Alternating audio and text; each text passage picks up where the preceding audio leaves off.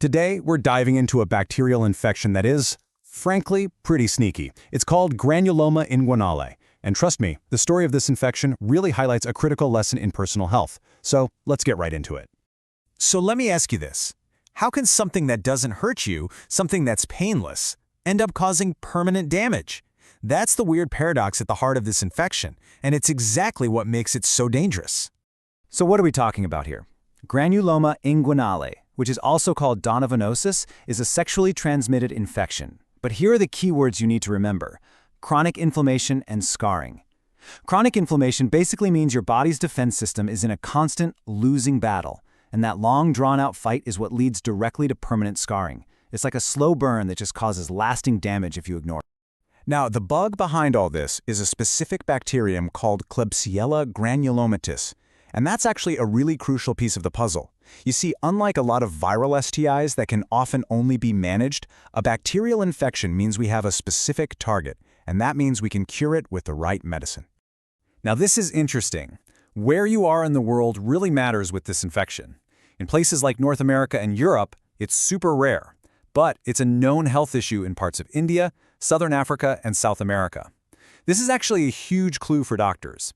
Sometimes, the key to a diagnosis isn't just the symptoms, but a person's travel history. All right, so let's trace the path of this infection. How does something that starts as one little painless bump spiral into a serious tissue-damaging problem? This timeline really shows you how sneaky this thing is. You could be infected for up to 3 months and have no idea, no signs at all. Then, the first clue pops up, a small, painless red bump. It's so minor you could easily just brush it off. But this is the moment that matters, because that little bump eventually breaks down and becomes an open, spreading sore. So, where do these sores show up? Well, usually at the point of initial contact. For most people, that's going to be the genital and groin areas. But, and this is a stark reminder, transmission isn't limited to just one type of contact. Sores can also show up on the face or around the anus, all depending on how the bacteria got there. And here is the bottom line. Doing nothing is the worst thing you can do. This infection does not clear up on its own. If you don't treat it, those sores are just going to get bigger and spread, actively destroying the healthy tissue around them. This quote really drives the point home. The sores can spread just through simple skin-on-skin contact, creating brand new lesions in other places. This is how the damage really escalates, and it's what leads to that permanent scarring. It all goes back to the danger that was hiding in that first, painless bump.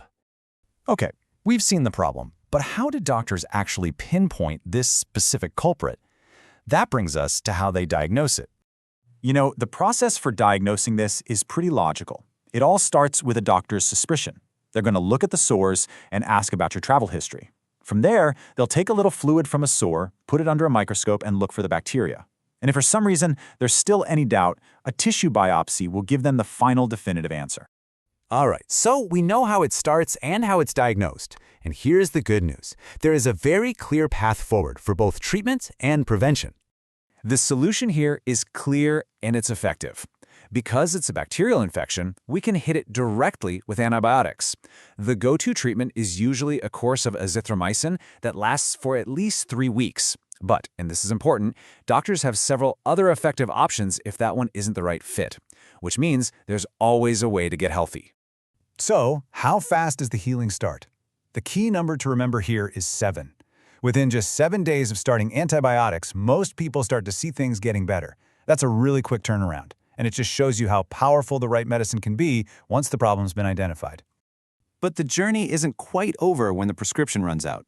There are 3 super important follow-up steps. First, you gotta be patient. The body needs time to heal itself.